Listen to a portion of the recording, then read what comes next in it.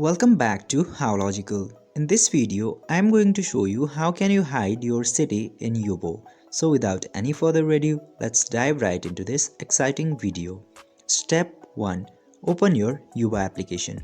Firstly, you have to open your Yubo application, and after opening the application, go to your profile by clicking to this profile icon into the top right corner.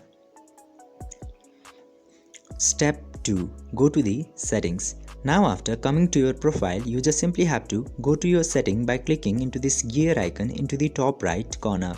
And after going to settings, you can see this safety and privacy setting here. You just simply have to tap into that. Step 3.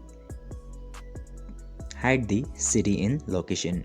Now after coming to security and privacy, just simply click to this location button here.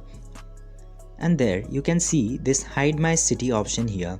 You just simply have to enable the hide my city option. And after doing this, your city will be hidden from your Yubo profile.